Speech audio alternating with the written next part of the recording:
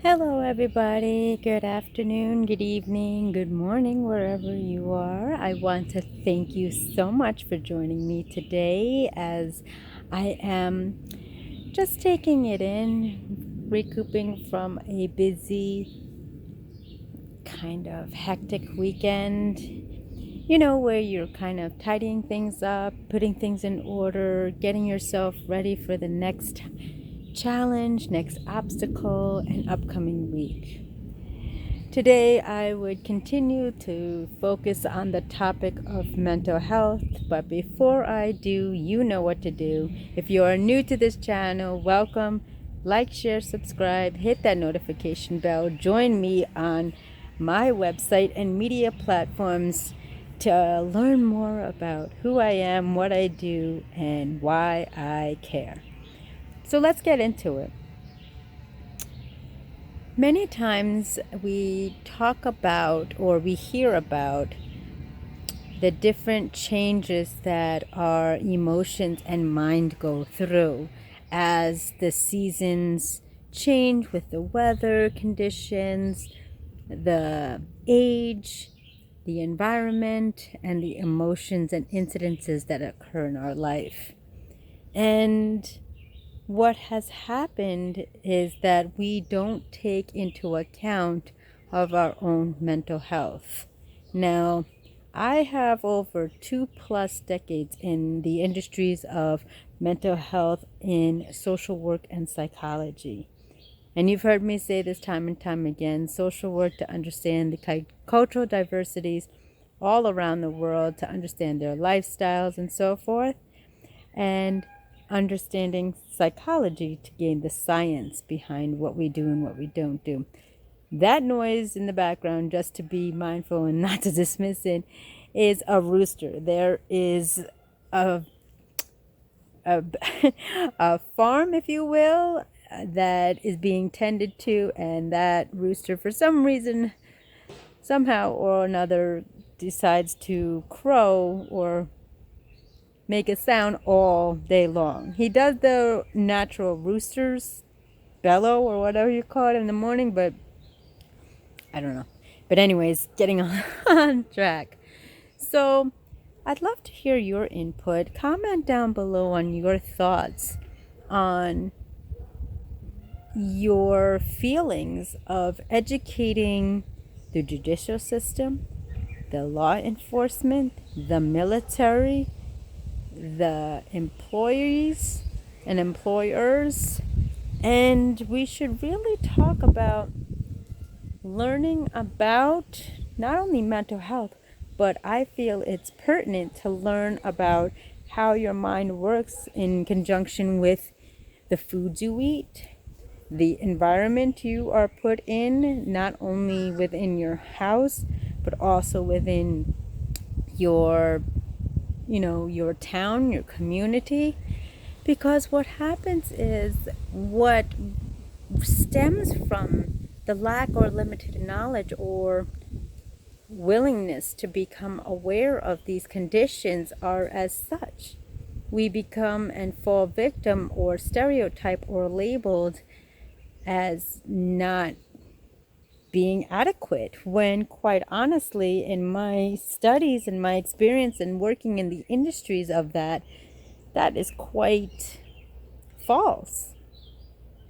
See, when I connect with individuals, they are of great intellect. They have a lot of skill, a lot of knowledge, a lot of experience, if you will. It's just that they haven't been able to manage, learn, understand, or work through their conditions to be in control of it. And one of the things that I think is truly important that we understand is that our mental health has so many external factors that play into it. What do I mean by that? Sure, there's the trauma or drama or the experience of the pregnancy and the delivery of the child. There is the environmental component. For me, example, my infantry years, for the first give or take 11 months of my life was during the cartel in Colombia, South America. The war-torn drug zone era at its prime, so there was war going on. The nutritional components, or limited or lack components. For me, again, I'll give you an example. I was malnourished. I was only 11 pounds at 11 months old. That's a pound per month. Then you tap into the nurturance of the love, the support, the understanding, the respect, the attention.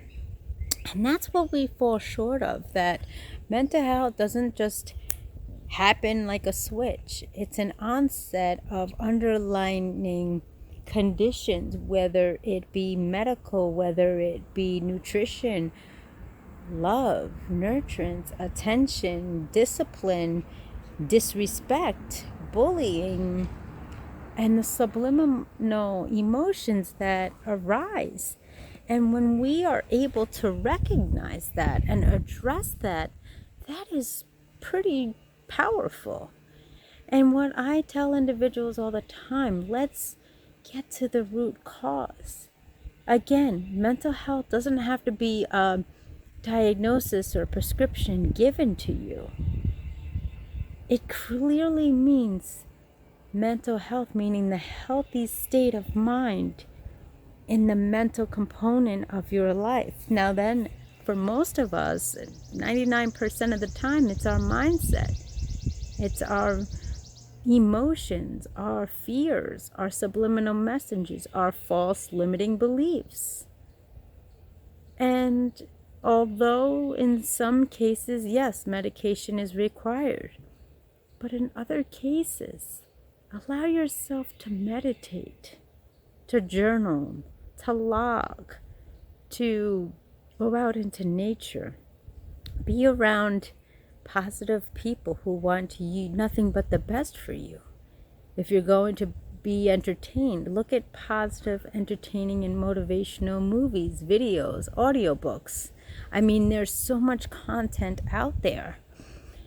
But when we don't have the knowledge or the understanding of our diagnosis, of our prognosis, or if we go down that downward spiral, looking at, our thoughts and feelings and whys, it's really overwhelming and it could be fearful. I'm getting back into a routine that I've done a long time ago that I felt was very, very uplifting. And this routine that I'm going back to is journaling. Because I'm able to look back at my emotions. I'm able to look back at my thoughts. I am able to look at my previous events and then see how they pan out into fruition. But it all starts, ladies and gentlemen, it all starts with love.